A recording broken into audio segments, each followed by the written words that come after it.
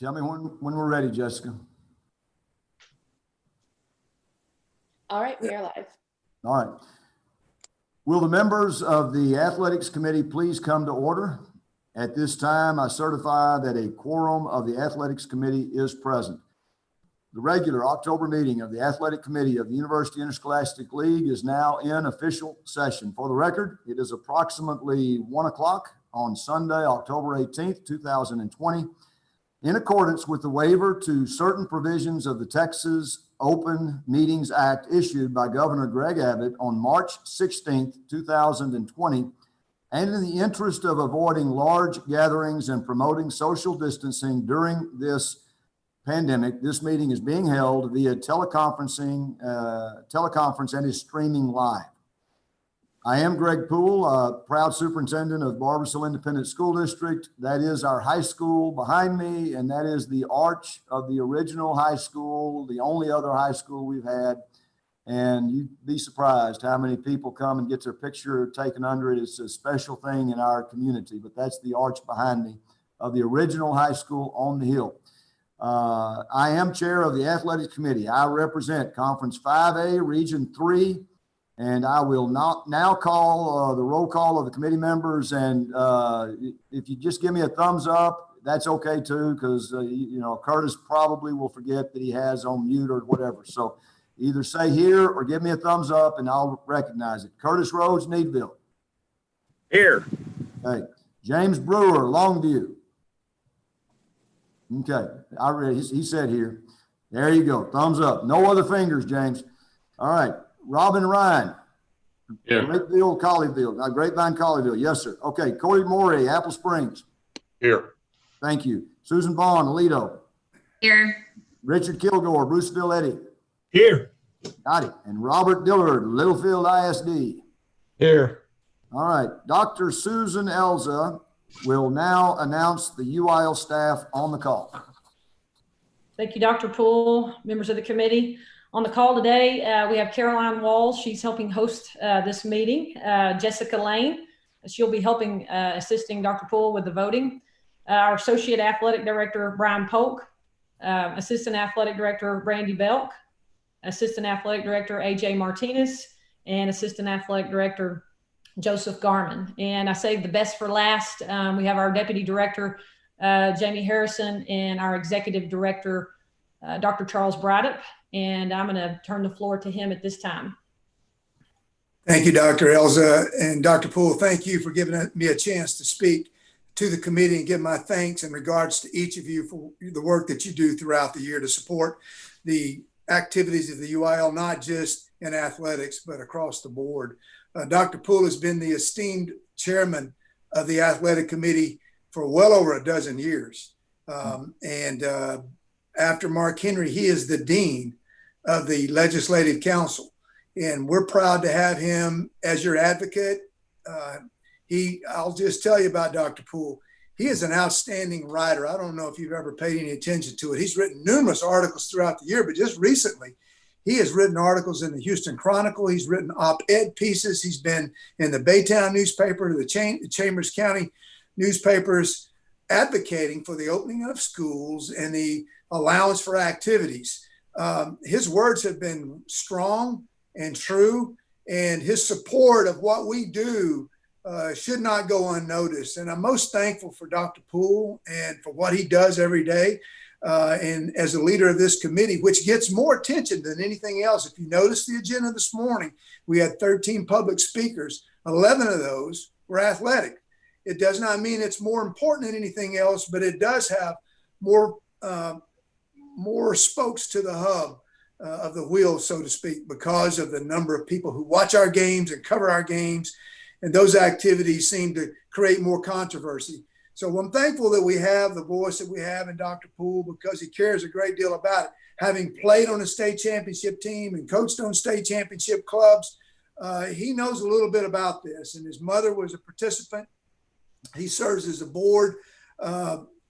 He serves on the board of the TILF, our scholarship foundation, and has a scholarship in his mother's name because of her contributions as a teacher and a sponsor of UIL activities. So I won't keep going on about Dr. Poole, but I wanted to do that for this committee and for those that are listening today about athletics. He's more than that.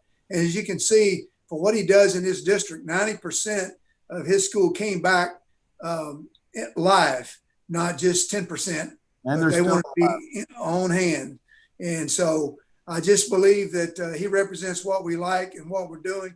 The rest of the committee, thank you for what you do. I know Dr. Ryan has written several publications, teaches a class at A&M, and has done a dissertation, so he knows a little bit about that. Dr. Bone has been an attorney, I believe, and has written a lot of things. So we got writers. But one you didn't know about is Dr. Cody Morey.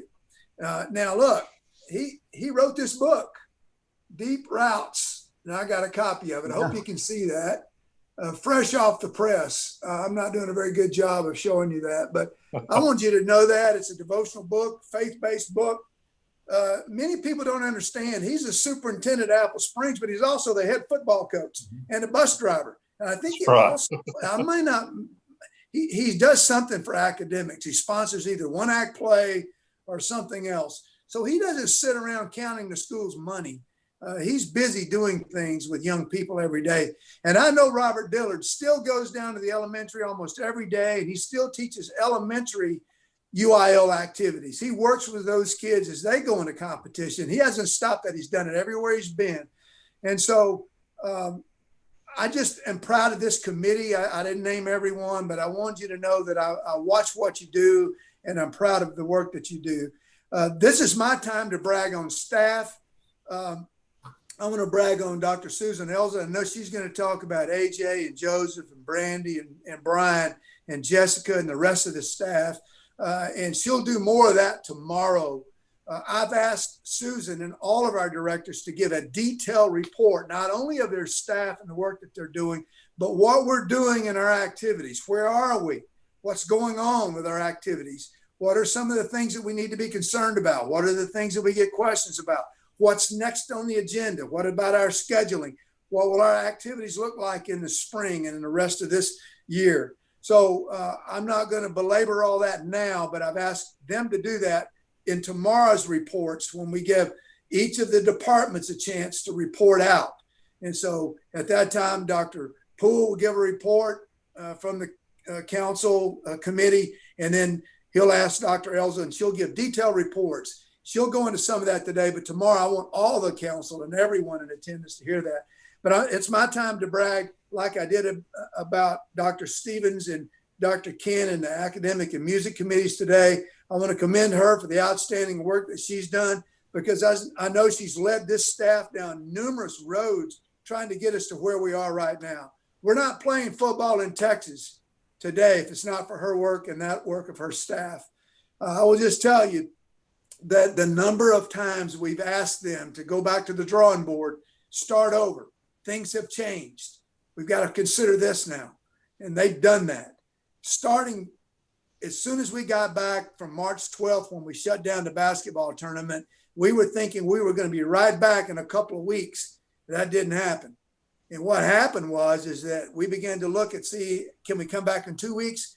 Well, what about a month? What about 6 weeks? What about middle of June? What about 1st of July?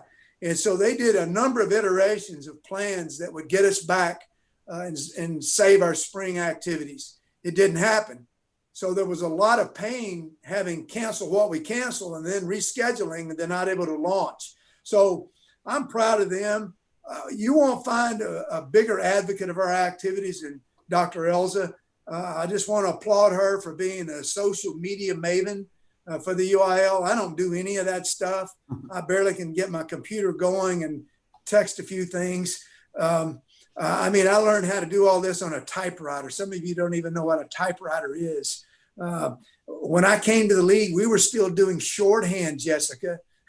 We had a person who did shorthand, keeping the minutes. We still had a shorthand contest till about 5 years ago. So I'm old school, but I'm thankful that Susan is doing a wonderful job connecting with our coaches, the officials, our trainers. She's doing a great job working with SOC and with the athletic directors, who are such an important part of what we do. Again, you heard from 11 groups that have a place at the table. There are more than that. I think we have 14 different associations that deal with athletics, or probably more than that, but 14 that I know of that are always pushing the envelope. They always want more, don't they, Susan? They want bigger, better, and best. And that's what we're about. And Susan represents that. So I'm going to stop now and give it back to you, Dr. Poole, as the chairman. I'm thankful again for all your make some great decisions today. Thank you. Well, thank you. Geez, makes me nervous to hear so many positive things, and I absolutely feel likewise about you. I've got some formalities, but before I get to them, Cody, how much does a book cost? Greg, for you, we'll do the friends and family discount. Yeah. So, it'll be real cheap for you. Well, I won't. Okay? I'm serious. I did this for Charles. I would like to buy one for every member of the Legislative Council. They're on Amazon and Barnes and Noble. They're $9.95. All right. So I'll just go in there and buy them then. So we'll do that. I'm very impressed. And Thank you. You know deep routes in football too. So you got it spiritual and physical. I do want to say Susan is a lawyer, and Charles mentioned all of these publications and things, and I can assure you that not a single lawyer was happy with me for writing anything on any of that. And but the reality is, and I know we're going to talk a lot today about COVID, this is also an opportunity to shine, and this is an opportunity for leadership to be displayed and for kids to absolutely be focused on. And I couldn't be prouder of the UIL. And I do want to make those comments before we continue that, yeah, we're playing football, and we did it not in any way that has ever been done before. What a way to celebrate the 100 years. And yet, it's all perspective. What a special thing that we're going to have a state championship in January, because as Charles knows, the very first one was in January. And so, it's all perspective.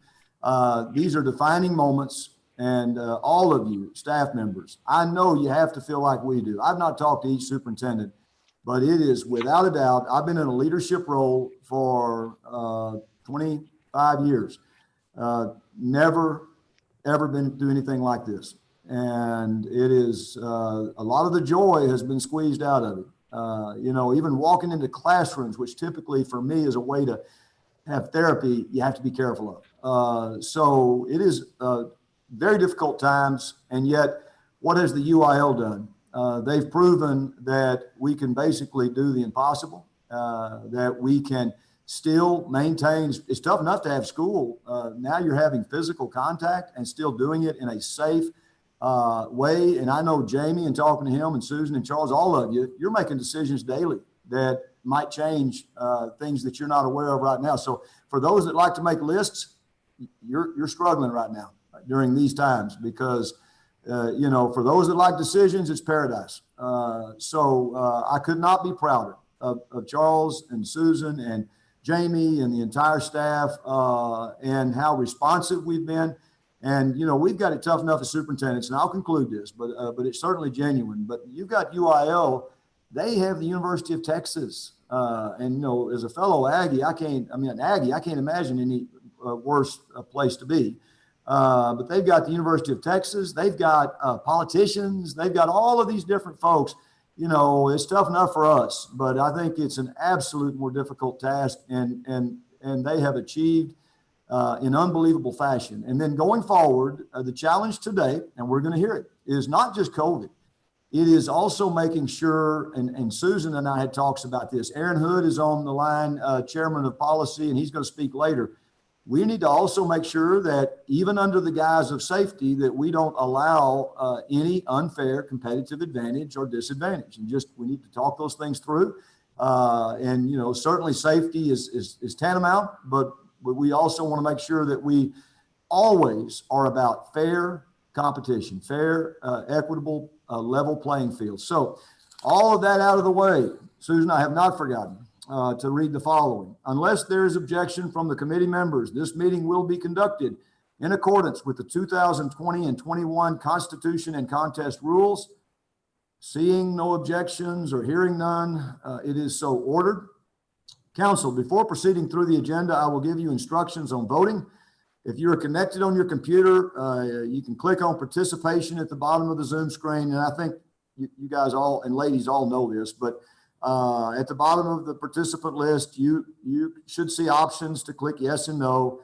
And then council members who have called in, please enter *9 if you'd like to vote aye. But I'm still going to be watching. I've just done enough of these and give you little hand motions, and we'll make sure. We typically have unanimous votes, so I'm assuming that would take place. But please, especially indicate if I did not pick up that you voted no on something. I will do a little better job of waiting a few seconds to make sure. But I have read what you can do if you wish to participate with the participation of the Zoom capacity. Okay. Any questions, council members, on how to vote? Seeing no one acting as if they have questions, I'll continue going forward. Let's see, please leave your vote up until UIL staff has recorded the votes and cleared the responses. So that's one last housekeeping thing. Okay, unless there is objection from the committee members, the agenda for the business meeting shall be as set out in the posted agenda, unless otherwise announced by the chair. And again, I see no one making motion to object. And so hearing or seeing no objection, the agenda is officially adopted. All right, members, you have hopefully been provided an electronic copy of the minutes of the June 16th, 2020. And so are there any corrections or revisions as they were printed? So does anybody please motion if you read through those and have concern or questions? Curtis Rhodes, you did read those minutes, right? I make a motion to approve. There you go. And do I have a second? I see Robert. Robert said it first, so I'm recognizing Robert. Any discussion thereof? I assume none. Please, all in favor, indicate however you wish. Aye. And I'm recognizing that all motions are aye, so I'm sure they're recognized. So Jessica, are you the one looking at the ones that are electronically voting? So I'll watch for you too, and you can indicate if I miss a no or what have you. I'll make sure I'm watching for you. We'll get all of it figured out. All right. Statement of committee purpose. Well, I stated it a little bit earlier, but they always want me to stay on script, and I never do. But here's the script. The purpose of today's committee meeting is to consider proposals for changes in the UIL Constitution and contest rules that have athletics-related aspects. You heard our chair say most of the time, most of the comments that we hear our speakers are about athletics, and that's just what we deal with. We will report recommendations of this committee to the Legislative Council tomorrow, October 19th, 2020. That's tomorrow morning, I believe. And that will likewise be by Zoom. Committee members, you have in your materials a list of motions, which are ones that you can consider. Certainly, this is the same speech we always give. You can take any action you wish to, but those are a list that you could regarding action permitted by the UIL rules. But your discretion is your discretion. Most of what we do is we certainly can approve or not approve. A whole lot of what we do is ask staff to consider or to look at. Let's continue. So with that, pursuant to our agenda, the chair recognizes Dr. Susan Elza for presentation of old business. Mr. Chairman and members of the committee, starting with item F1 under our staff study reports from last time, we had 3 of those.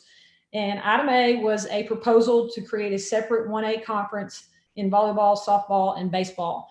And as a reminder to the committee, those conferences right now in those 3 sports during district play, they are combined with 2As. And their request and their desire is to compete in district and in postseason as a separate conference. And so we've been looking at those numbers, and the sport that probably has the most traction right now is volleyball. But what we would recommend as a staff is that we take no action on this right now, but consider it for the 2022 alignment. We think that'd be more of an ideal time to to bring them in into a 1A conference of their own and draw their districts, et cetera. Mr. Chair? You're muted, Mr. Chair. Oh, so sorry, so sorry. Susan, refresh my memory. I was busy looking things up. We heard the 6-man representative of their professional group. Was he referring to this topic? I know he made some comment about, was it the same or not?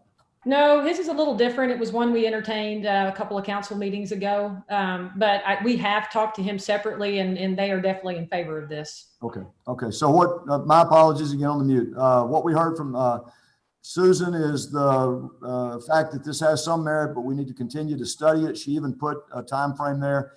Please indicate if anyone has a thought or something to say at this time. And so, Susan, as a protocol, refresh my memory, do you want to vote, or you or Charles, to do that, or are we satisfactory just to continue? Continue. All right, let's go. Susan.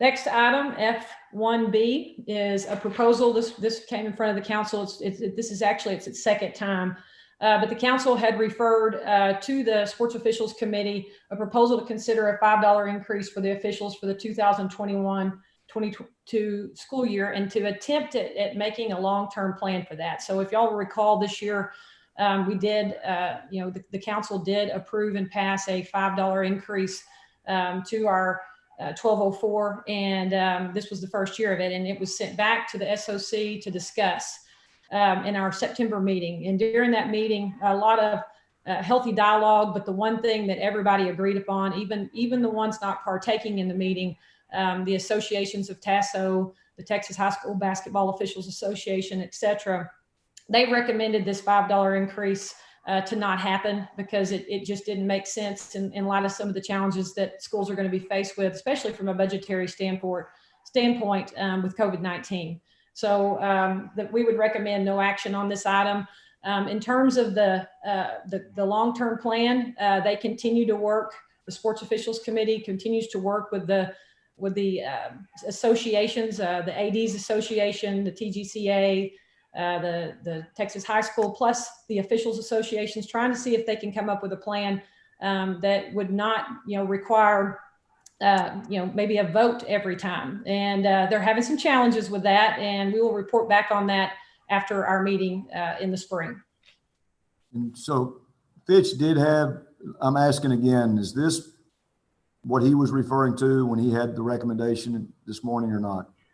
No, sir, that's a staff proposal. Yeah, okay, that's what I thought. His had to do with specifics of the mileage ring, just an adjustment to the 1204, the way we pay our officials. Right. So now, committee, I know, Robert, you're just getting on. Some of us know we have discussed the topic of officials' pay a lot. And it's a perfect example of something that you think would be an easier thing, and then there's so many moving parts. And so, I think we all agreed we don't want to end up with no officials. We want to keep quality officials. We want to make them appropriately compensated, but there's so many other things going on. So we've heard from Susan that the recommendation is that it's not feasible at this time, and just continue to work with stakeholders. Certainly, I would encourage that. I mean, we want to, if at all possible, do the best job we can of working with our officials. I've lived through, we all have, from years ago when it wasn't the best of relationship, and things that we had to do, and we did do to make things better. So that being said, any other comments or questions, anybody? So again, no action needs to be taken. We support that recommendation. Susan, continue. Item C, a proposal to adjust the junior high athletic start time. This is one, I'm going to borrow a phrase that Dr. Braddock uses, that we kind of kick the can down the road. And I think at one time this had a little bit more momentum to maybe allow them not to start at the end of the school day and start a little earlier, especially in those scenarios where schools go until 4:30. But it just lost its momentum. I know we still have schools that are facing some challenges on even getting their junior high program started. So at this time, we would recommend no action. All right, recommendation, no action. Again, committee members, any thoughts or concerns on this topic? I do not see any indication as such, so we accept that recommendation. And Susan, please continue. So now we are moving into item G1, and we will be moving into the written proposals from the public. And we had 3 written proposals from the public.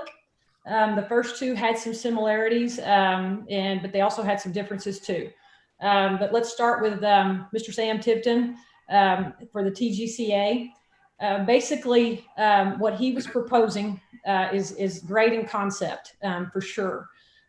We allowed, for the first time, we allowed for strength and conditioning, for an hour of strength and conditioning outside the school day, so that they could use their dedicated athletic periods for some skill time. And Sam indicated that he had received some, just some coaches that had reached out to him naturally and said that there was just some issues with scheduling and things like that.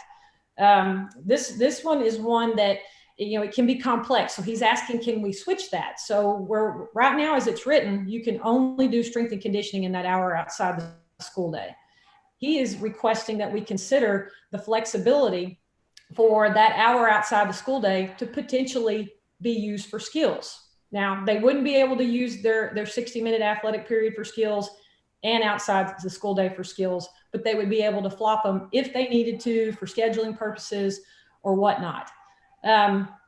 This is one that, I think it has a lot of merit, but it's kind of those unintended consequences that can come about with any change and any more access to skill time outside the school day as it affects, other sports and seasons and things like that. So, from this point, and Dr. Brightup's going to have some stuff to add to this, and maybe even potentially Dr. Harrison. But at this point, the recommendation would probably be we need to study and proceed with caution on this one. Susan, could you do this real quick? Because I've had a talk with a few committee members. Can you go ahead and do Joe Martin's and how those 2 are similar or not similar, and then we can discuss both of them? Joe's is a little more challenging because of our 8-hour rule. And I think that, again, Dr. Brighterup and Dr. Harrison may weigh in on this a little bit, but Joe's, what he was asking is when we approved the hour outside the school day, it is only for off-season sports. And if we allow at the in-season sports to also have that, we would be potentially in violation of the state law that surrounds the 8-hour rule. And so his is the same concept from the problem that it would alleviate with the scheduling and things like that. But it has some challenges within the state law that we currently have when you're in season and the amount of time you have outside the school day to practice.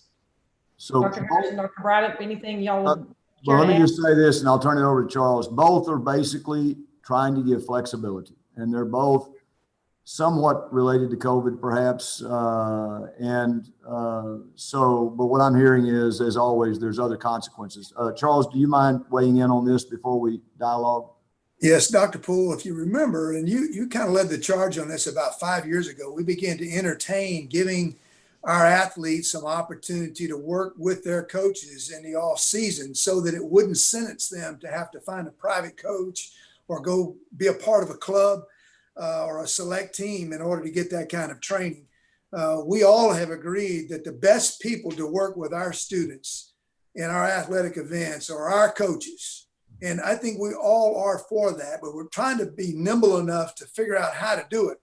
This COVID-related matter during the summer gave us that chance to test it out because our kids had missed the entire spring off season, including spring training for football. We believed that it was the right opportunity for us under the resolution that the council authorized the executive director to utilize to give this chance to our coaches and our athletes. So we have authorized them to work outside the season in their off-season programs with our athletes for the strength and conditioning period and the skill set, which would happen during the actual school day. So not every school has a separate athletic period for their athletes to do this. Many of them are all lumped together in one athletic period. So it does cause some decision-making for the school. But I think both Coach Tipton and Coach Martin had a similar tone about what they want. They all desire for this to continue. So we have two things going on. Number one, we have to have that resolution passed again in order for us to continue forward, because we don't have a rule change in place. So we would have to have the policy committee ask the full council tomorrow to allow us to continue doing what we're doing for the next spring session. Then we would need to come back, in my opinion, I think we need to come back in June, when we meet again, to talk about whether we want this to be a permanent solution. I do think it has some merit. It does have some parameters we need to look at. One of the ones that we talked about in concept was, is this a proposal that works best for 6A, 5A, and not so much for 1A through 4A, or whatever division we'd want? I would think it would be best, Dr. Poole, if you ask the staff to survey our schools by conference to see what they want. See if this is something, just after 7 weeks, we don't really know if this is what everybody wants or not. But what we would ask for you to do is to allow us to continue looking at this, but to continue in the concept that we're doing now with sports outside the season, working together with our coach and on a limited basis, and then come back in June and convene again and decide if it's something we want permanently and what form does it look like.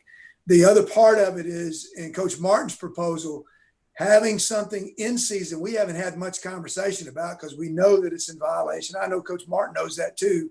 We would have to go to the legislature and ask them for that. I don't really want to do that. I don't want to go ask them for anything that would change what we're doing, because I don't want to get back into a blue ribbon committee study on athletics and what we were doing in 1984, 85. And I don't believe we want to put our commissioner on the hook to ask for approval. You may have a different idea about it. That's just my opinion. I don't think our staff wants to do that either, because they've heard me talk to them enough about, don't ask me for more loss of school time for your activities. And we're reducing that as much as we can. But our expansion of our state championships have caused that to go haywire.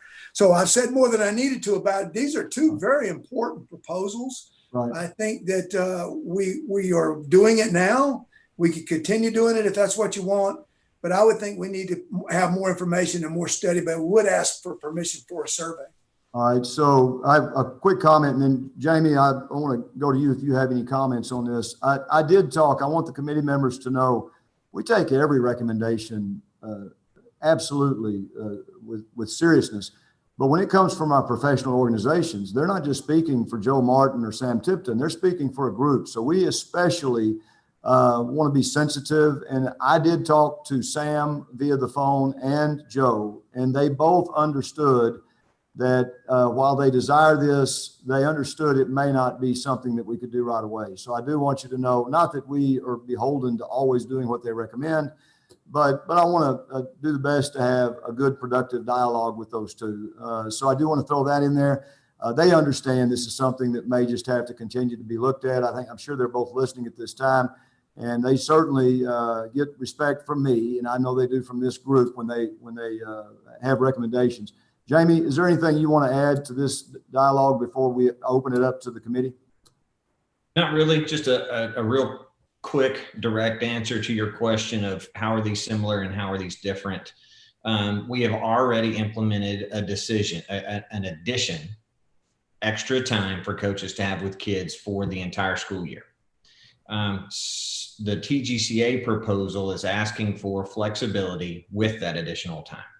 The biggest difference between that and the THSCA proposal is the THSCA proposal, and I apologize for the double use of the word, but they're asking for additional time. They're asking for another addition, which would be in conflict with state laws Dr. Bright described, and we just don't have the authority to grant that. Okay, thank you for the clarification. I mean, this is an important topic, and for me personally, yes, Charles hit on it. I'm always in favor of anything that gives our people more time with our kids. And by our people, I mean the professional coaches in this great state, as opposed to those that can call themselves coaches. That being said, anybody, please indicate such or just go off mute and share your thoughts if you have any thoughts or questions on this topic. Mr. Chair, Cody? I, like everybody else has already said, have such respect for Coach Tipton, Coach Martin, their organizations. I'm a member of many of those myself. And I think it was absolutely the right thing to do in light of the COVID situation. And I applaud Dr. Bryda for doing that. But I'm a little concerned, perhaps in the long term, because most of the kiddos that I encounter are starved to death for time. And that seems to be one of their biggest obstacles as they mature through the high school process. With concurrent college classes, many of them work, many of them have activities, both UIL and non-UIL. And though I completely agree with your sentiments that our coaches are the best role models for them to be around, we want to try to facilitate that. I was thinking about it, going forward, we would have 2 hours a day allocated to off-season athletics. Under the other proposal, if that were to ever come to pass, we would have potentially 4 hours a day allocated to in-season athletics. At the same time, in most cases, we have less than an hour a day allocated to math, science, language, and social studies. And I'm just concerned that we don't put the cart before the horse, so to speak. And I know that's no one's intention. I think this has a lot of merit for athletics, but I am concerned about what it will do to individual kids. All right, Cody, a question for you. Are you okay though? And that's exactly why we want discussion. There's at this level, we've learned there's always other considerations. Are you okay with a survey though to gauge? I think that's a great idea. Yeah, I really do. Okay.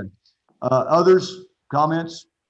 Dr. Poole, Richard Kilgore. Yeah, Richard. I think that a survey would be warranted in this situation. I can see it having some, unintended consequences that we're not even thinking about right now, that we need some thought and a survey and the UIL to study a little bit more, because I see it some possible issues, like I said, that we're not even thinking of in the hour we're going to be, hour and a half on this committee meeting. Some unintended consequences. And I certainly think it merits some study simply because of the respect we have for those organizations that have asked for it. And I'm a member of those organizations as well. So I think it warrants some study, but we need to be careful. I understand. And I did get other comments. I mean, like rationales, like Tipton, Sam told me, so many people now, you lift weights automatically, where that used to be. I remember my junior high in Cameron, we had coffee cans full of concrete. That was our weightlifting, and it was just starting. And as Sam said, you're really not getting an off season. That's one of the rationales for his comments. But I think both folks are, and we're all just trying to do what we think is in the best interest of kids. I appreciate your comments, Richard. Others, before I will entertain, if it's your desire, somebody a motion to survey. But before we get to that, are there other thoughts? Oh, yes, Susan. I think the interesting thing about this too is the context that we're all living in right now in running schools and running athletic programs. And so I feel like, I think a survey is great, but I also, I know Dr. Bryda mentioned revisiting in June to determine if it's something that we want to do permanently. I hope this isn't the case, but I think in June, we're still going to be in a similar context to where we are now with respect to COVID, maybe a little better, hopefully it will be. But I just feel like making a permanent decision on something like this that's so important at this time would give me pause. So I would be more supportive of in June doing an extension that's a shorter term extension, if that is, if that's kind of the will of the survey and of the staff as well. Thank you, Susan. More words of just being cautious and not making decisions in the emotion of COVID that may not stand the merit of the long term. That's what I'm hearing you say. Thank you for those words. Others, Curtis Rhodes. This seems to be more of a scheduling issue of your campus than a COVID issue, is it not? Kind of where we're coming with this? Is it that COVID related, or is it more of a scheduling to get your kids in the weight room, or just carving out more time?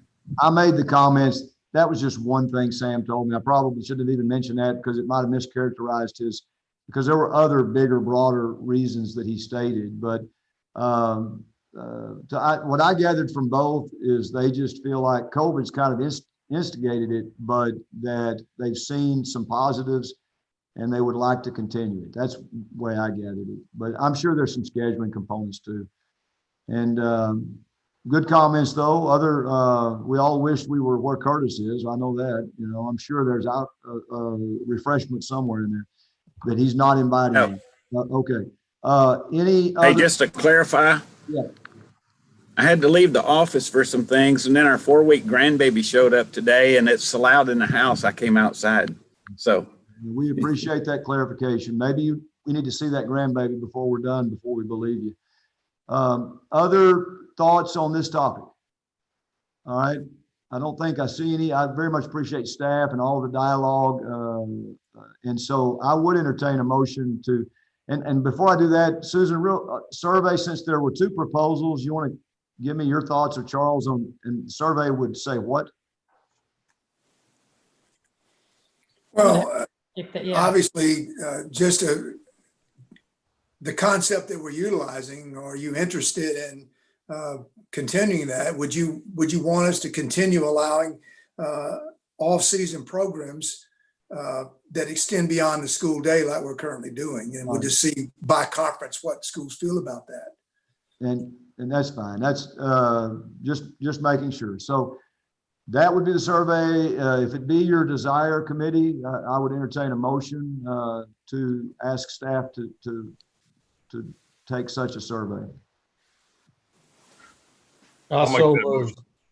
Boy, y'all did it at the same time. And I think Robert, who grew up in, it's a little bitty town in Wichita. Camay, Texas. Camay, Texas. I'm telling you, that's you're the only guy I know from Camay, Texas. Robert recommended. Do I have a second? Robin Ryan got it first. Second. Is there any other discussion on this important topic? And so, hearing none, we are voting on asking staff to survey that we continue what we had put in place and allowing more flexibility and more use of our coaches with our kids. All in favor of this, say aye or indicate as such. Is there anyone opposed? So Jessica, I'm seeing that it's unanimous, and I think you are too. So a lot of discussion on that, but Susan, let me turn it back over to you. Okay, thank you. The final proposal that came from the public was from the Texas High School Baseball Coaches Association. John Carter had requested that for pitchers and catchers that they have maybe an additional period of time. I don't know that he defined that. I know when I had talked to them originally, they maybe had defined it a little bit more, but a period of a week or 2 weeks, just to get, you know, the pitchers and catchers, you know, the arm rehab that you have to have. You know, I might be one of the only females that's had Tommy John surgery, but I've had it. So there's good reasons to ask about that, you know, but the one thing that I was very transparent with them, and I believe Dr. Braddock was as well, is, you know, these safety components come into play with every sport. And so we have to be in a position to look at things globally. And, you know, you could say the same thing for any sport that has a throw-in motion, not just softball. I mean, volleyball, their overhand motion with their hitters, the quarterbacks, I mean, et cetera, et cetera. So if this was something that we were going to consider, I think that we would need to consider it for all the sports. And I think that we would, you know, need to entertain maybe at some point after we study it, do we need to just extend their preseason by a week or their week of practice? And that gives that rehab time or that development time for those specialized positions. So at this time, we would recommend probably to study this, and then I'll kick it back to you, Dr. Poole. I'm sorry, I didn't mean to overtalk you. Here was what occurred to me. I mean, you can't help but hear it. It's safety. It has some common sense, but yet I know this is true, but I'm going to ask staff, every decision y'all have made is involving safety and how it relates to COVID. I mean, how we did football, Jamie, I mean, all of what we've done, that is certainly at the forefront. So we're doing that with every decision anyway. And I think you brought up the best point, Susan, is, you know, if we did think this was safety related, certainly it's a consideration, but we need to be consistent with all sports, and maybe there's other ways to do it.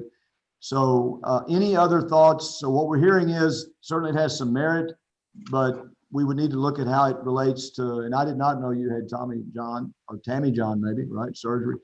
No, you were a stud softball player. Any other comments on this? Mr. Chair, I don't have many, but I did have a conversation with the Baseball Coaches Association about this. And obviously the pitching aspect of it is different than most. But it's not different than volleyball, overhand serve. Right. But we should take some time to look at this and not just cast it aside. So we're doing the right thing there. Good things don't happen overnight.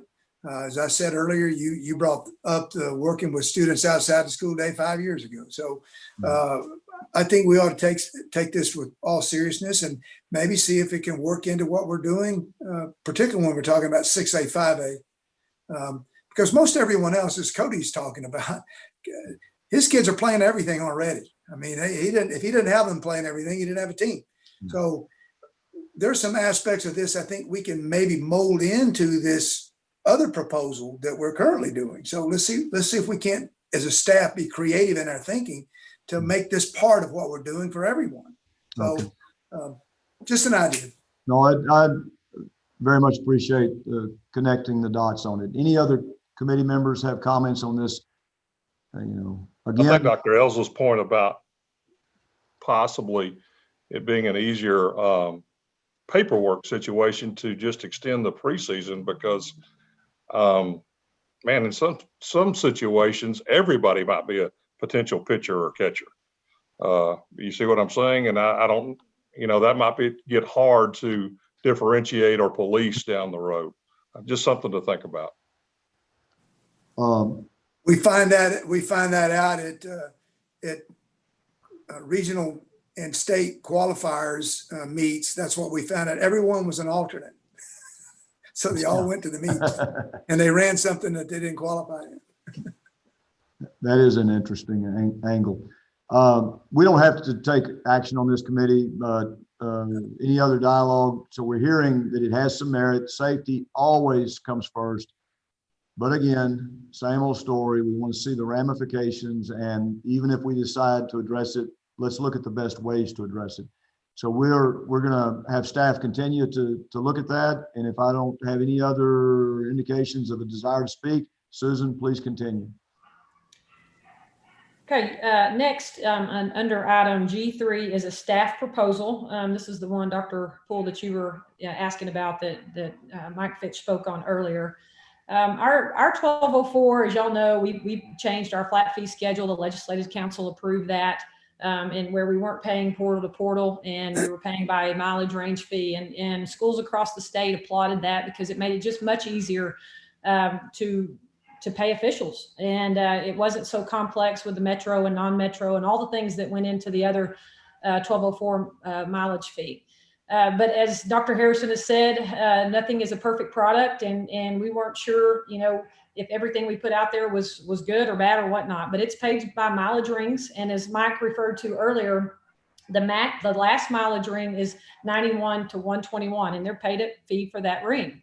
What has become problematic is they're paid by the chapter center point. So the chapter center point is, at that distance, and but they may have an official that lives next door to the school. And that was problematic. It's really only problematic in our far-reaching areas. Mr. Dillard, you may have dealt with some of that out there in Littlefield. And they were having to use the same officials just to be a little bit more cost effective. And there was just different things. The dropping of this last mileage ring was reviewed by the Sports Officials Committee and approved and passed on to the Athletic Committee for approval. And we absolutely agree with this proposal.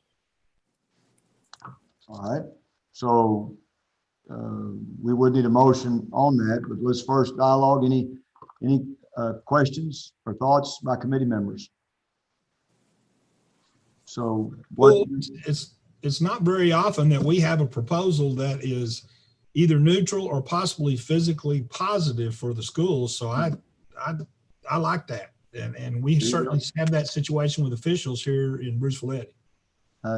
I agree that it's not often, Richard, we get this opportunity. So any other comments? I don't see anybody indicating, so I'll sure entertain a motion to do what staff has said, which is approve this change. I'll make that motion. All right, Richard, and a second by Cody. I got Cody. But James, I'm looking down there. Next time you get second if you want it, because I don't want to make you mad now. I always want you to be happy. All right, Cody second. Any other discussion of this recommendation? Okay, all in favor, say aye or indicate as such, and I'm seeing that. Again, Jessica, it appears to me it's unanimous. And thank you, Susan, and your staff, for ironing out the details. And this is exactly what we're here for, to be responsive when we can be to stakeholders. All right, continue. There was one thing on that proposal that I failed to say at the beginning. This will be only voted on by the committee at this time, and will be voted on in the June council. The Sports Officials Committee took place after the 30-day posting. So we went ahead and took it to the committee. We'll revisit it again in June, but it will go to full council in June for a vote. So just wanted to give that FYI. Next up on our agenda under new business is the water polo discussion. And as y'all recall, last fall, the council approved water polo and a couple of other music activities to start as a pilot program in 2021. And much discussion has taken place, even with the advocates for water polo. And the recommendation would be to just maybe postpone that for a year for obvious reasons. Just the challenges that schools will have maybe with adding something, and just the challenges that we will have. And we want to do it right, and pulling this together in a year with all the challenges that we're facing with COVID, we think it would be in the best interest to push this and delay the start of it. So is that just a notification, or do you need us procedurally to vote to prolong it? And we would be saying if it's their desire for 1 year period, and then it would be revisited then? Okay. Yes. All right. So the recommendation is on the adding of the new sport that is just physically and logistically impossible. And I think Susan may have just said it, but I know she and I talked, and certainly there's been dialogue with the water polo folks. So any concern, questions on putting off the addition of this sport for at least 1 year? Seeing none, James, you want to make the motion to put off water polo for a year? I'm pretty sure that's what he did. There you go. All right. Robert's seconding it. And boy, isn't it interesting how you got to learn this whole Zoom process.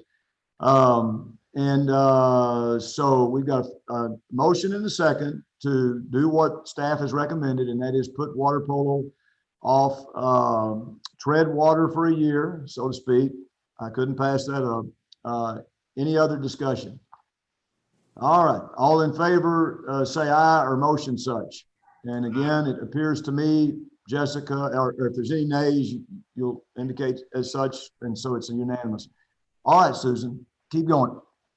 All right, that concludes that portion of the new business items on the agenda. I know that we had Aaron Hood here as well, and maybe some committee members. Yeah, so let me, at this time, we do have some important things to discuss, more than we normally do when we are through with new and old business, things that are timely that have just come up.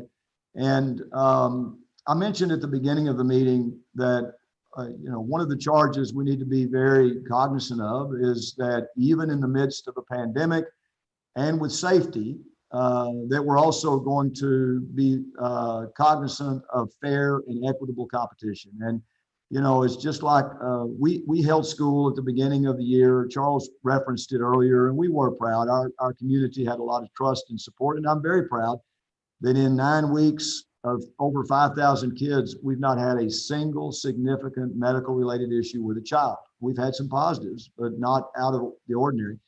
And who would have known? You know, we knew we had to do it, but you know, certainly that's what's so stressful right now is we're in uncharted territory. But the point being, our job is to where the health officials seem to be their primary jobs, make sure that number doesn't go up. Our job as superintendents and UIL officials is to be safe, but also to still do the quality job of educating or ensuring fair competition. So it's a dichotomy. With that in mind, I'm going to start with Susan. I know I've got Aaron, but Susan and I dialogued about something, and I did dialogue with Charles about this. It may have been Susan and Jamie. I don't remember, but I know we had much talk. And there was a specific incident that occurred, and certainly I'm sure Susan will have some comments, but really to me, this dialogue is not just about that incident. It's something that Charles has said, and it may have been said earlier, that we have been very cautious in telling everyone involved that when decisions are made, please, let's don't force people into forfeits. If it's COVID related, let's make sure that we are being sensitive to that. And so it did appear, at least on the surface recently, there was an event where forfeiture was brought up. Now in dialoguing, it's not real forfeiture. It's has to do with tie breaking, but the effect can be the same. And I know there's both sides to that, but I think Susan's concern and mine as well, and I know all of us, is we just need to make sure that everything we're doing doesn't have the ability to be gamed to gain a competitive advantage or disadvantage. And Susan, I'll turn it over to you if you had other thoughts on that matter or that topic. And you're on mute. Sorry about that. Thank you, Dr. Poole.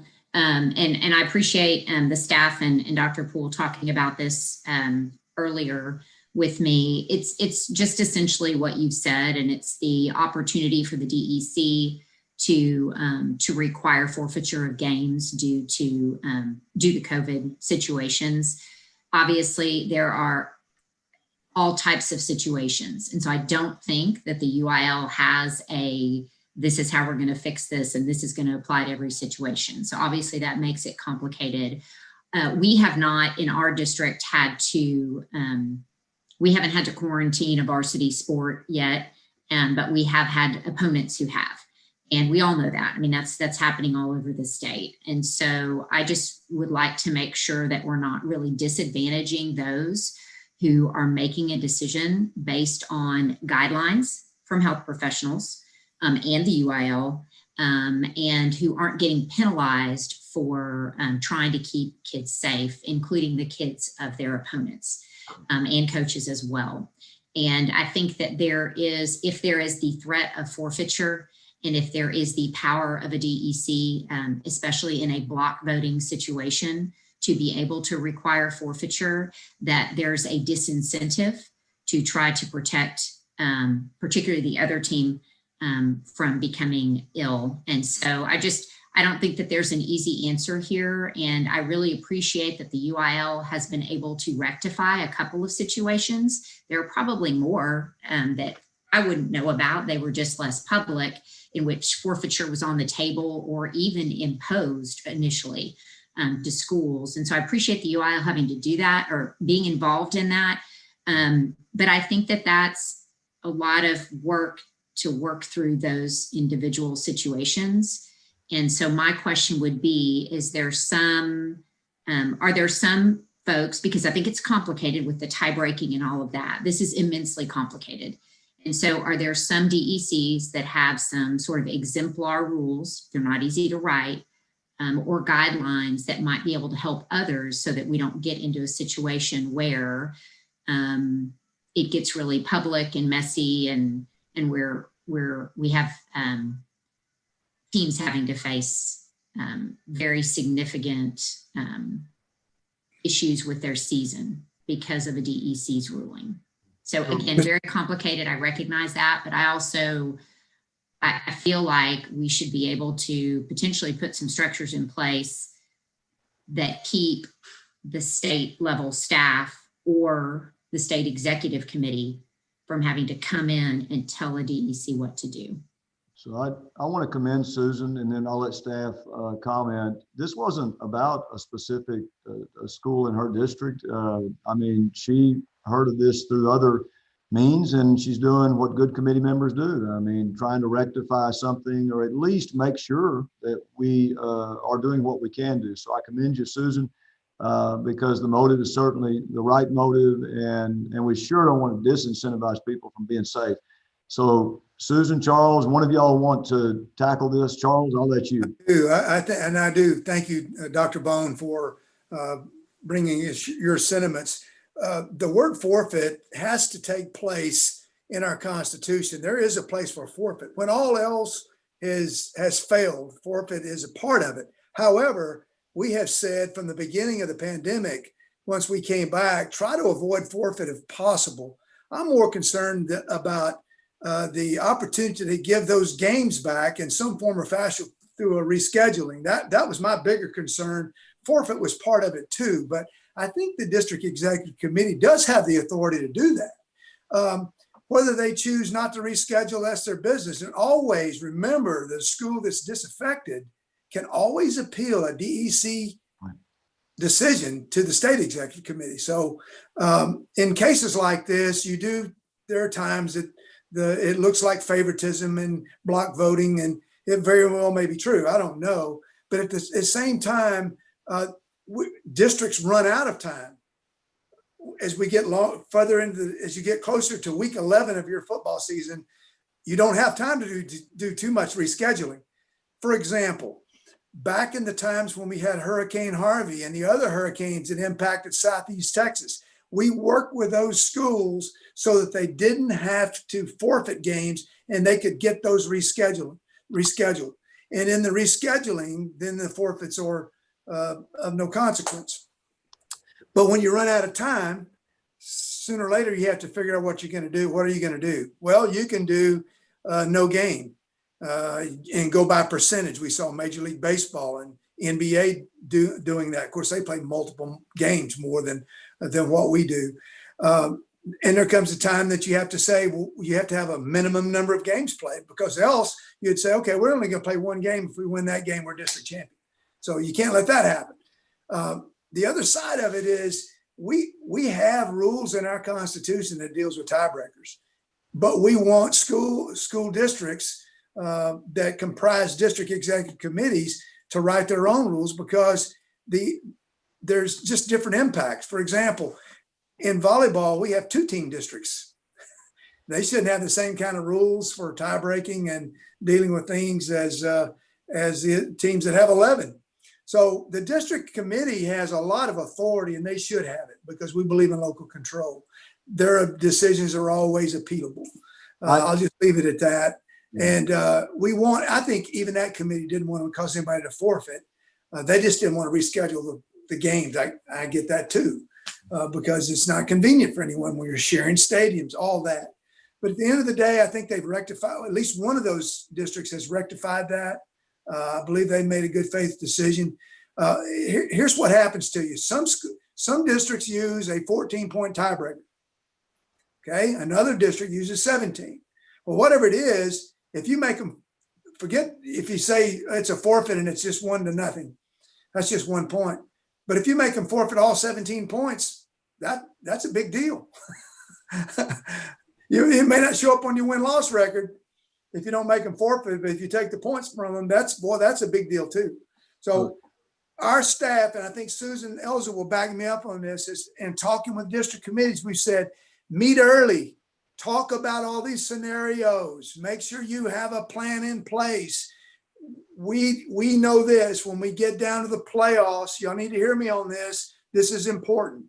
When we get down to the playoffs, we're not going to have any time.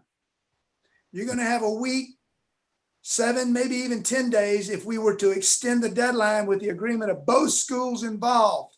If we don't do that, we won't have football playoffs, in fairness. We have to have forfeit at the end of the season. I think you understand what I'm saying. That's different than an early district committee decision.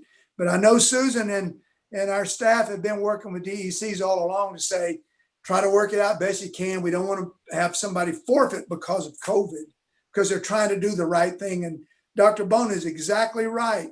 You don't want people to say, well, I'm not going to turn that in. We're not even going to let our kids play. We're not even going to say we had a positive case. We'll just go ahead and play. Our schools have been forthright in saying we're not able to play because of COVID. We don't want them to have to forfeit because of that.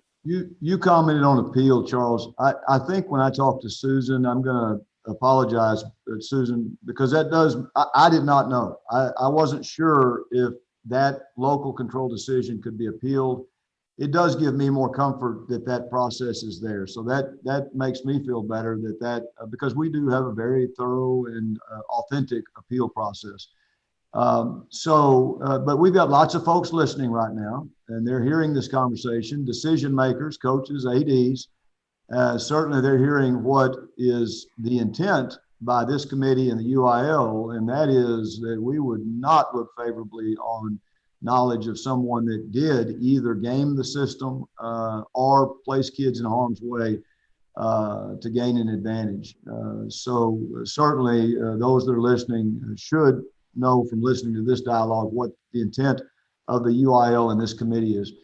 Any other, we didn't say even the specific school district, but it's fine, but I think you all gather the gist of it. And that is, this whole idea of wading through this in a way that nobody gets an advantage. And I've got another topic that Aaron's going to bring up in a second that's kind of similar, but any other things for staff or comments, or Susan, anything else on this?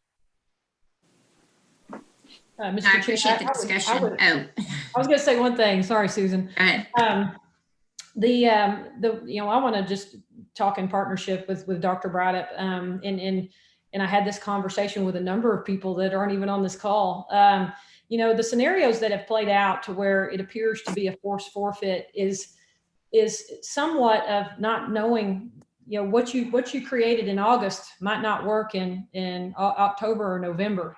And, I think all of us, and you can ask Dr. Harrison, Dr. Braddock, our staff, I'm the worst about rigidity. In other words, it's a rule and we're sticking with a rule. But I think what everybody's had to learn with this is if what you created back in August does not make sense now, don't be afraid to adjust some things. And the DECs that we've worked with, there's been numerous, not everyone makes it into the, to the newspaper on these. And, but their number one question to us is, can we change them? And because they think that they should not or could not. And there's been great dialogue. Our schools want to do what's best for kids. And some of the forfeit things had to do with just, some of the gamesmanship that can go on when schools, maybe choose not to play. And I think everybody's navigating that, and it's getting better and better. And I believe that what they're learning in football and volleyball and team tennis, they're going to be able to transfer that over to basketball and hopefully not make, and I don't want to call them mistakes, but understand where they've got to be a little bit more flexible and not put, schools in a situation where they're having to force forfeits. And they've done just that. So I think that will improve. All right. And Dr. Bond? All right. And whoever puts the names in there, it's got mine as Dr. Greg Poole, and Susan's got a doctorate. So let's give her the credit for that. I'm sure others do. I don't think Curtis does, for the record, but there could be others that have a doctorate. But let the record show I didn't type it in there and then not place others' appropriate names or titles. Okay, I'm going to introduce Aaron, but I do again appreciate the comments, Susan. And anytime folks have questions, especially now with what we're going through, we want to absolutely get make these productive meetings. And so I talked to Jamie Harrison last week and just trying to figure out some of the things we're doing going forward that we're going to have in this meeting. And out of that, I made some comment to him and I said, well, Jamie, I'm a C guy. You got A, you got B, I like picking C. And so I described to him an option, and boy, did he impress me. He said, okay, done. Here's the rule. Well, it turns out there was already a rule, and I have to admit I didn't know it. But Jamie sure did, and I thought it was a very productive conversation, and I want to share it for everybody that's listening, because if I didn't know it, and I know Robin, I hate to call him out, but Robin, I'm going to call you out because now I don't feel so bad. Robin didn't know it either. And it has to do with Aaron, and well, maybe not what Aaron's going to suggest, but what he's going to describe. So we are currently at 50% capacity, and we are working with Jamie and the legislature, and there's so many politics involved, and we ultimately want, hopefully, if it's safe, to have 100% at state championships. And I admire and respect the UILs doing everything they can to get there. But still, personally, our school district, we have a few games with a very, very small visitor stand. And in fact, so small that I was indicating if we took our band, we have no fans. And so the rule that Jamie pointed out, and I'll let Jamie give a number, if you don't mind, Jamie, for those listening in just a second. I've got you sent it to me, and I could even read it, in fact. But what it says is in football, and Charles may know the history of this. I love history. I had visions that this went back to when a lot of people didn't even have visitor stands. But in football, you can ask, and there is no option to say no. The opponent, if you're a visitor, you can ask for 50% of the stands. It even says in the rule, divide it right on the 50-yard line. And I wasn't aware of that. And certainly, it wouldn't be my intent to do that, to be adversarial with an opponent. But if I can't get any fans there, I got to take what options I can. And now that is only for football. But if you're not aware of that rule, for those that are going through some things that, we're facing where visitor sides are very small, Jamie, do you mind saying that rule, where it's at, and any things that I've missed, just so folks will, in this COVID situation, be aware of it as an option? Well, no, sir, I don't. I'm going to look up the section so I can cite it correctly. I have it, Dr. Harrison, if you want me to cite it. It is section 1250 G1 in the Constitution, and has been there, I believe, longer than anybody that has worked at UIL. I think it even predates Dr. Bryden when it initially got put in there. But essentially it says that in football, the visiting team can demand 50% of the tickets as it relates to the 50-yard line. So to kind of explain that a little bit, if you were to divide the field one way from end zone to end zone, then you've got the home side and the visiting side. But if you divide the stadium by the 50-yard line, you have half of the visiting side and half of the home side on one side, and then an equal amount on the other. So essentially you can ask for 50% of the seating capacity, whatever that is, for road football games. And we have had many schools who have utilized that rule this year, because the opponent who has a home stadium that has such a small visitor side just would not in any way accommodate their fans. So again, thank you. And then Aaron, I've led up to your speech here about 6 times. So Aaron asked, this is not precedented, but we certainly will allow any other legislative council member, and Aaron chairs policy, to bring forward issues. And he brought forward one to me today that certainly didn't seem fair to me. And maybe it could be possibly connected to what we just described. So Aaron, the floor is yours. Thank you, Dr. Poole. It kind of relates to what you just discussed. I had a couple of calls to me for the past few weeks that basically they, for basketball or volleyball, the visiting team had been told that they were not going to allow visiting fans in the contest at all, and that they were going to use the both sides of the gym for home fans only. And the superintendents had some heartburn over that, in that, a lot of these gyms, they go right down to the floor as far as the bleachers, and you surround your 12, 14 kids, 2 coaches and managers with people from both sides of that community. It becomes a safety concern. And of course there would be an unfair advantage, but they didn't call me because of the unfair advantage. They called me because of the safety concern, and then the limited amount of people, an administrator, 2 coaches with 12 kids by themselves and things like that, that gets into it. We don't have that problem in our area right now that I know of, but these are smaller schools that's contacted me, and in the region that I represent. Yeah, Aaron, Go ahead. no, I appreciate you bringing this forward. And, you know, I can't see the rationale if it's not to gain an advantage, because it's one thing if somebody wanted to say we're not having fans, but to say we're not letting your visitors come in, that's what I meant earlier to the committee that seemed very patently unfair.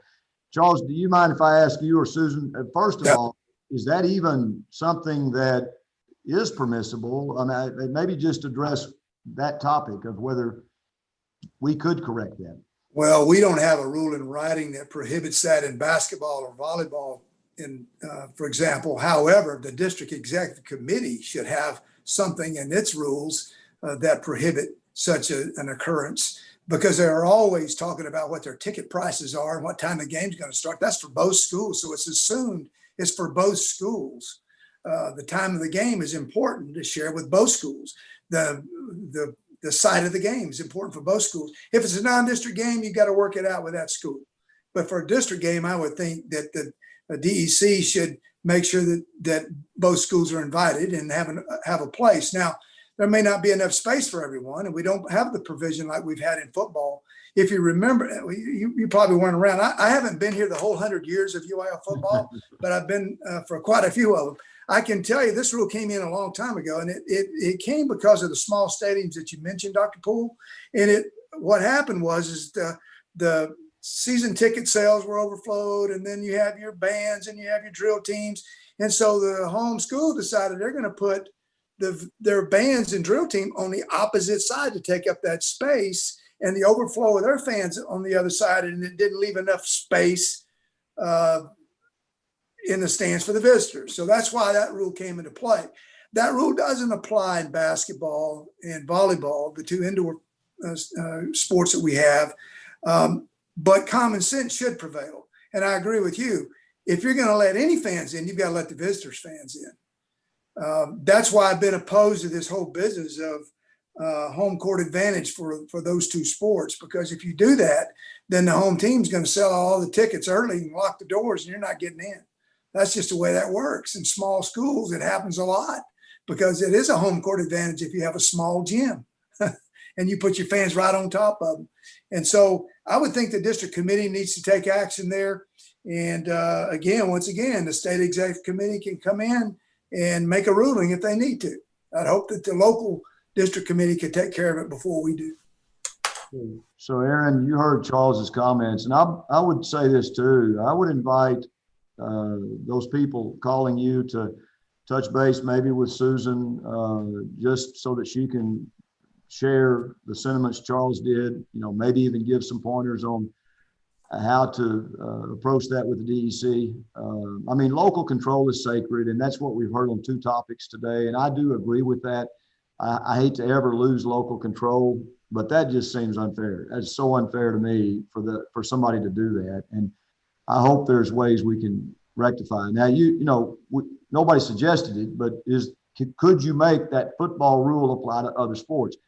We dialogued a little bit about this in our preparatory meeting, and gyms typically are about the same size. That's not always, but ours is, and so it's not usually the disparity of a visitor's home as it is in football. That may be one reason. I have no idea why it wouldn't put into other sports. But that is something in the future committee that would certainly address this, because if you had that for other sports, then somebody could use that trump card to keep you from keeping visitors out. And so I'm not recommending that. I'm just, I'm just connecting the dots on all of this. And Aaron, if you're still there, any other thoughts or questions?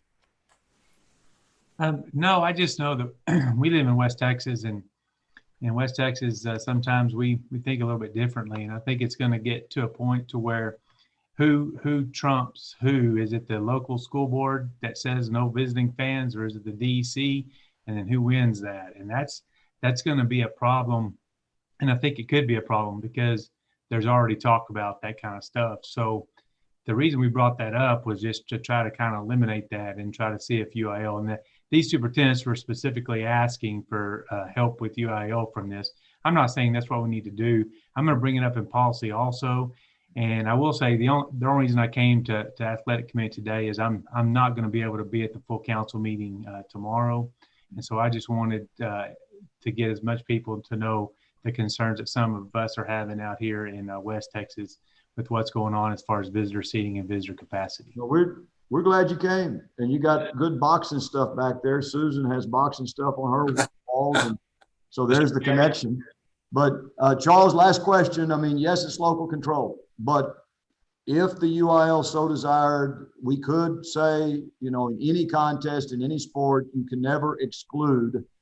If you are going to have fans, you cannot exclude the visitors' fans, or is there issues if we even so desired to do that? Well, you can say that philosophically, but enforcing it's difficult if you don't have a rule. And we don't have a rule right now that applies to that. And we leave that to the local DECs to determine those games. And if it's a non-conference game, a non-district game, that's between the two schools. And if they choose to do it that way, don't play them. that's your recourse, unfortunately.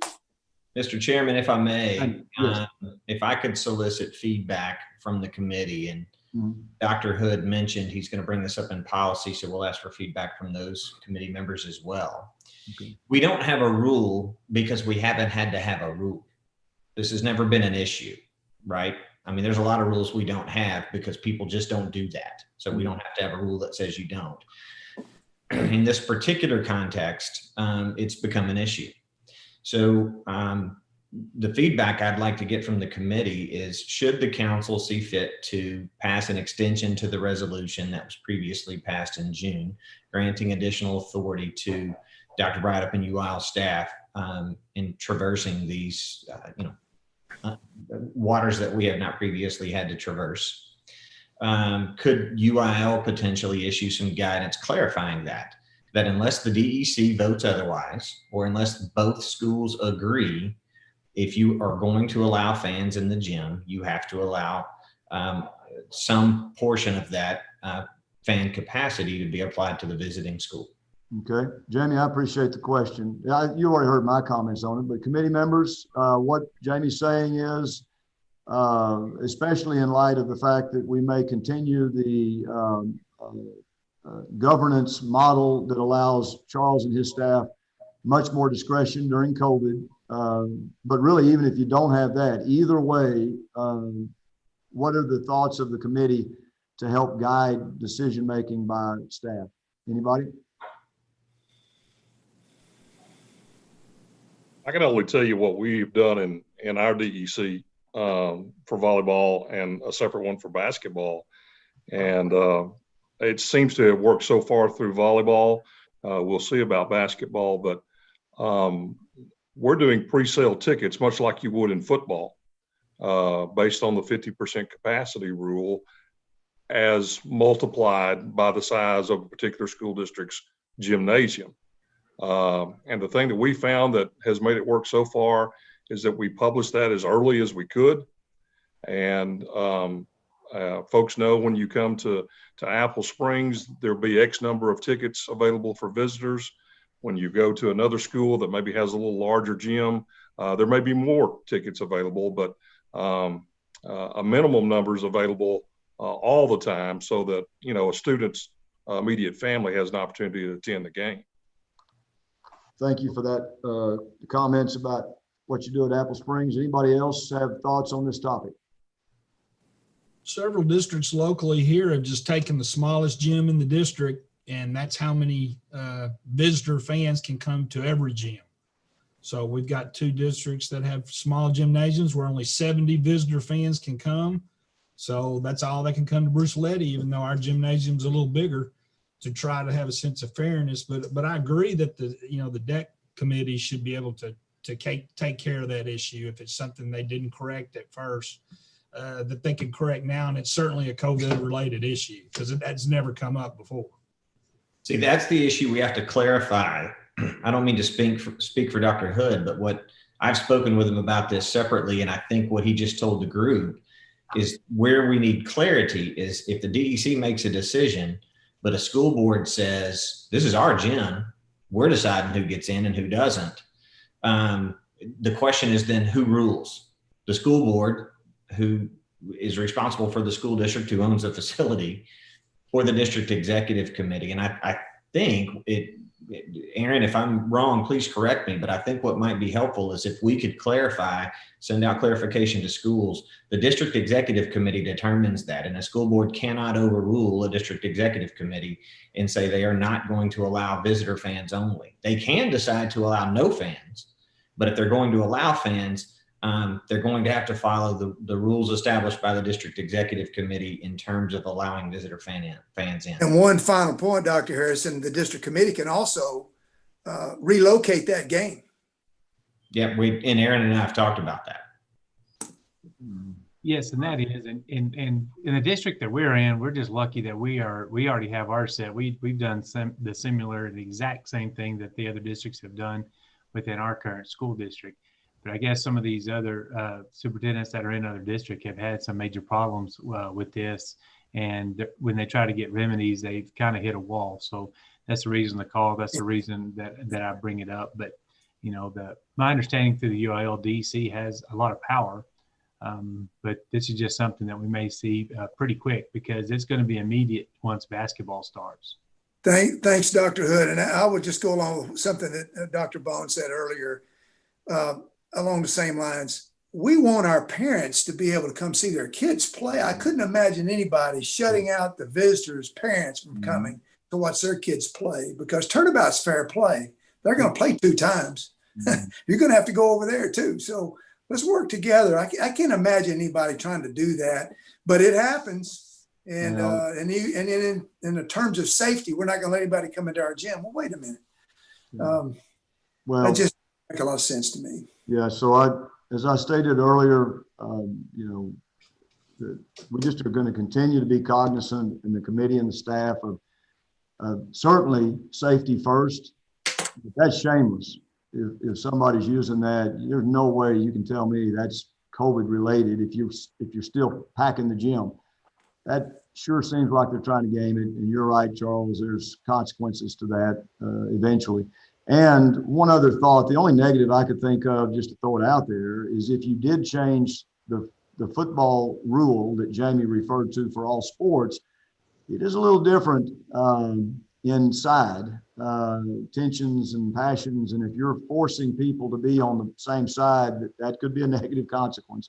So, you know, we would want to think through that. And so, Aaron, again, I appreciate you coming, and hopefully all those that are listening will realize that this committee and the leadership is going to have a very difficult time if we do find out people are shamelessly seeking to use COVID as a way to advance their competitive chances.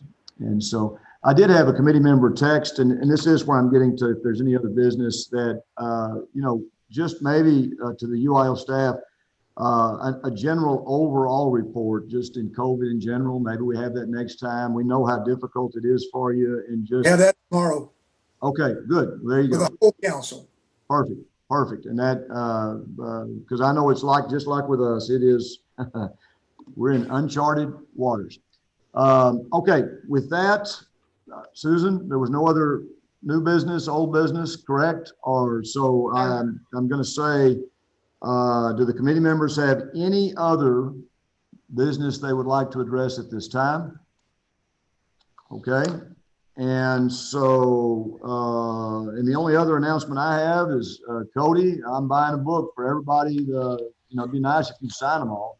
But Charles Brydup, he talked about writing. If y'all didn't know it, Charles Brydup is, I mean, he's probably a decent UIL person, but he's a really good writer. I mean, that's his specialty, it seems. I mean, the guy has co-authored and written so many books, and naturally, he's a tremendous leader as well. And so I do want to make sure everybody knows who the most published author is, and it's Charles Brydup in this group, I think.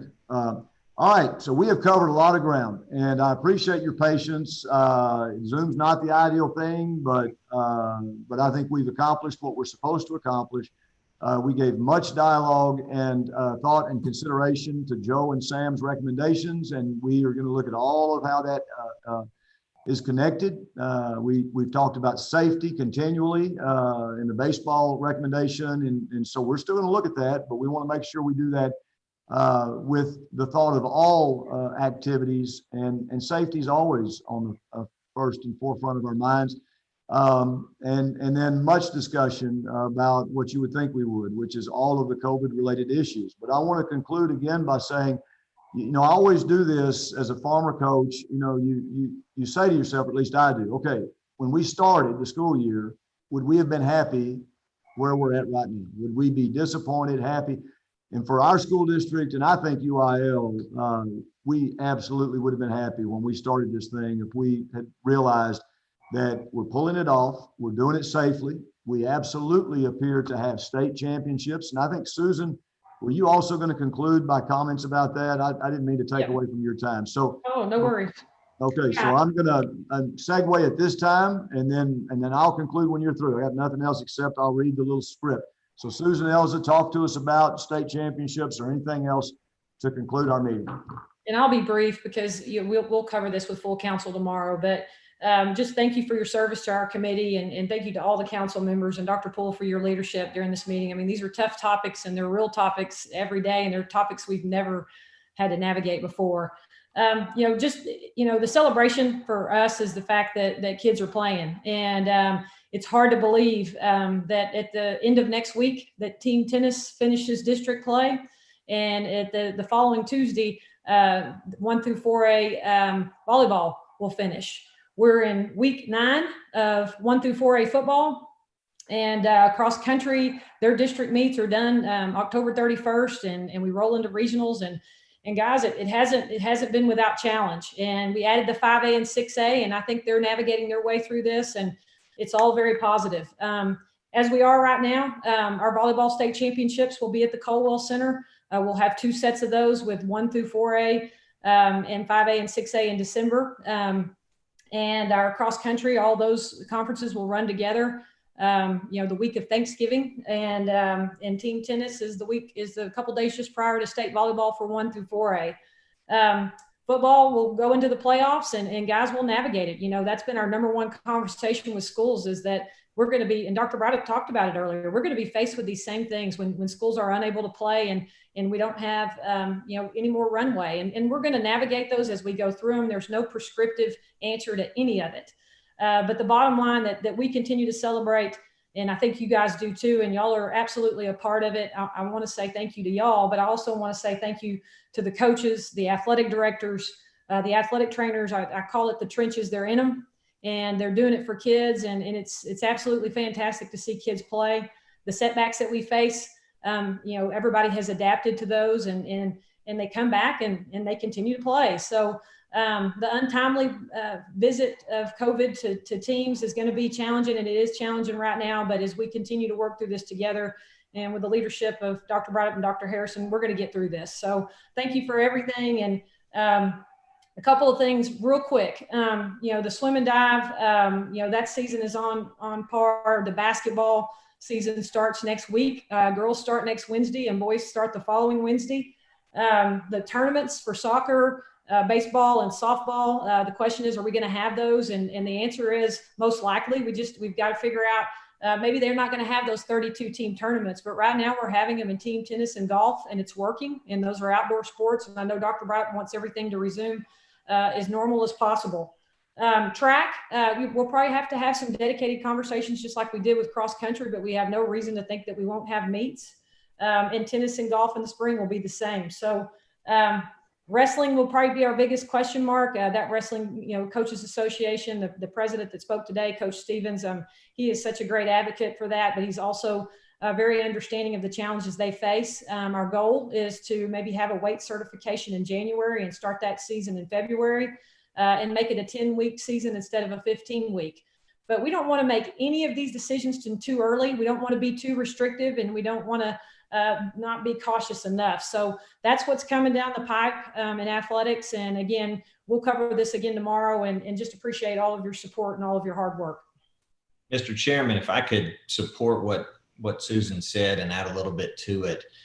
When we first announced in July that we were going to be having seasons, we made it very clear these are not going to be perfect seasons. We are just not smart enough to figure out a path for perfect seasons in the current conditions. But we are having seasons. Games are being canceled. We anticipated that. We actually built that into our plan and asked schools to plan for that. There are going to be circumstances that are difficult to work through. We knew that going in. What we've also learned is that one COVID-related situation is not equal to another COVID-related situation. They just all have their own set of facts.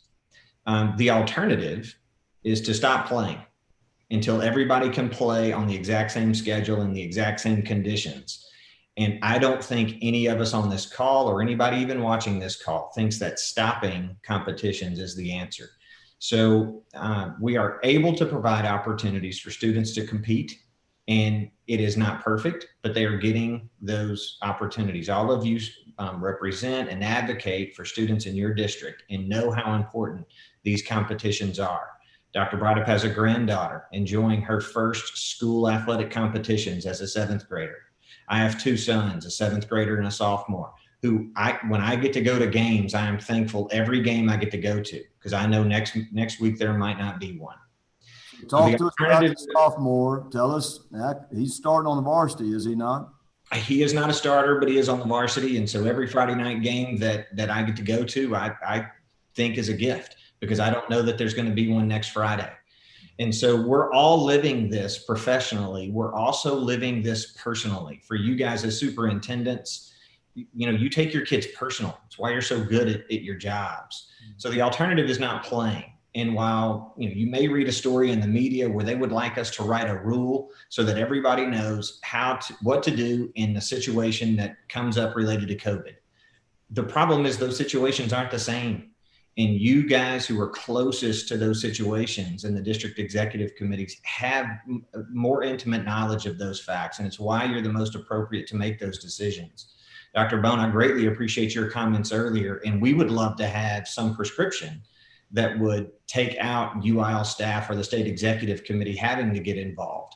We haven't figured that out yet, but we do have a good system with UIL staff and with the state executive committee, if necessary, getting involved.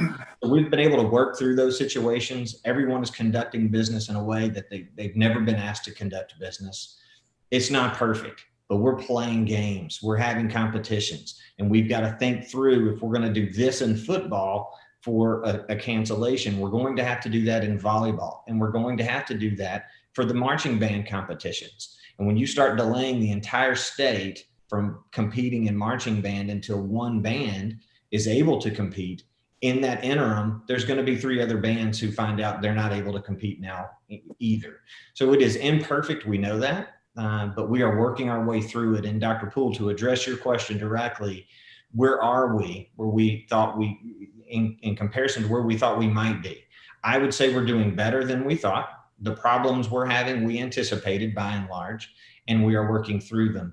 But this has been a remarkably successful year so far, given the context and given the challenges. And I can't tell you how thankful I am, and I know the rest of our staff is, to have a leader like Dr. Braddock to make sure that we continue to find solutions no matter what the problem is. We're going to be able to continue these seasons. Well, I will conclude with this.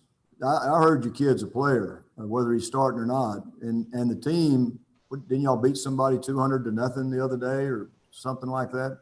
We're not going to talk about that, but we are enjoying some success on the football. Yeah, well, I know you're proud. My son is a 7th grader. He just played his first football game. And I didn't let him play Tiffy, and and it shows a little bit because he's trying to game tackle like he does out in the yard. But what a magical time that I wouldn't miss. And I can tell you this: we're not making decisions at Barbers Hill or at the UIL because they're the easy decision. We're not making decisions because it's what somebody politically wants us to do. What I'm proud of is we're continuing to make decisions, and they are daily, and they are for all of us, based on the only rubric that any educator should have, and that's ultimately what's best for kids.